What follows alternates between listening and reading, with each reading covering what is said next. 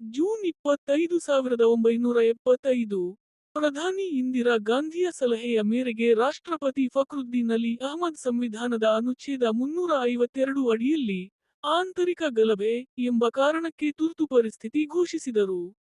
2 ಕಾರಣಗಳು. ಇಂದಿರಾ ಗಾಂಧಿಯವರ ವಿರುದ್ಧ ಜಯಪ್ರಕಾಶ್ ನಾರಾಯಣ್ ಜೆಪಿ ನೇತೃತ್ವದ ಬಲವಾದ ವಿರೋಧ ಚಳವಳಿ. ಅಲಹಾಬಾದ್ ಹೈಕೋರ್ಟ್ ಇಂದಿರಾ ಗಾಂಧಿಯವರನ್ನು 1971 ರ ಚುನಾವಣಾ ಕ್ರಮ ವಿಧಾನ ಉಲ್ಲಂಘಿಸಿದ್ದಾರೆಂದು ತೀರ್ಪು ಕೊಟ್ಟು, ಅವರ ಸಂಸತ್ ಸ್ಥಾನ ರದ್ದು ಮಾಡಿತು. June 12, 1975 J. ಪಿ.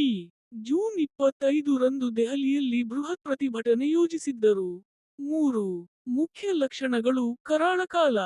ಮೂಲಭೂತ ಹಕ್ಕುಗಳು ರದ್ದು. ಅಭಿವ್ಯಕ್ತಿ, ಸಂಘಟನೆ ಮತ್ತು ವ್ಯಕ್ತಿ ಸ್ವಾತಂತ್ರ್ಯದ ಹಕ್ಕುಗಳನ್ನು ಅಮಾನತುಗೊಳಿಸಲಾಯಿತು. ಬೃಹತ್ ಬಂಧನಗಳು. J. P. Morarji Desai, Atal Bihari Vajpayee, L. K. Advani ಸೇರಿದಂತೆ 1,00,000ಕ್ಕೂ ಹೆಚ್ಚು ವಿರೋಧಿ ನಾಯಕರು ಮತ್ತು ಕಾರ್ಯಕರ್ತರು ಬಂಧಿತರಾದರು. ಪತ್ರಿಕೆ ಸೆನ್ಸರ್ಶಿಪ್. ಮಾಧ್ಯಮಗಳ ಮೇಲೆ ಕಟ್ಟುನಿಟ್ಟಿನ ನಿಯಂತ್ರಣ ವಿಧಿಸಲಾಯಿತು. ಸಂಜಯ್ ಗಾಂಧಿಯ ಪ್ರಭಾವ. ಇಂದಿರಾ ಗಾಂಧಿಯ ಪುತ್ರ ಸಂಜಯ್ ಅವರ ಅನಧಿಕೃತ ಆದರೆ ಪ್ರಬಲ ಪ್ರಭಾವ, ವಿವಾದಾತ್ಮಕ ಕಾರ್ಯಕ್ರಮಗಳಿಗೆ, ವಿಶೇಷವಾಗಿ ಕಡ್ಡಾಯ ನಸಬಂದಿ ಕಾರಣವಾದ. ಸಂಘಟನೆಗಳ ನಿಷೇಧ. ಆರ್. ಎಸ್. ಎಸ್. ಸೇರಿದಂತೆ 26 ಸಂಘಟನೆಗಳನ್ನು ನಿಷೇಧಿಸಲಾಯಿತು. 4 ಕಾಲಾವಧಿ. ತುರ್ತು ಪರಿಸ್ಥಿತಿ 21 ತಿಂಗಳು, ಮಾರ್ಚ್ 21, 1977 ವರೆಗೆ ಜಾರಿಯಲ್ಲಿತ್ತು. 5 ಅಂತ್ಯ ಮತ್ತು ಪರಿಣಾಮ.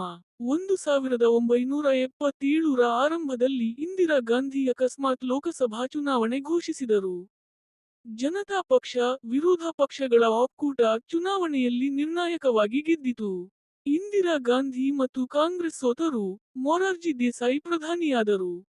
ಪ್ರಜಾಪ್ರಭುತ್ವದ ಪುನರುಜ್ಜೀವನವಾಯಿತು ಮತ್ತು ಭವಿಷ್ಯದಲ್ಲಿ ತುರ್ತು ಪರಿಸ್ಥಿತಿಯ ದುರುಪಯೋಗ ತಡೆಯಲು ಸಂವಿಧಾನದಲ್ಲಿ ತಿದ್ದುಪಡಿಗಳು, 44ನೇ ತಿದ್ದುಪಡಿ ಮಾಡಲಾಯಿತು.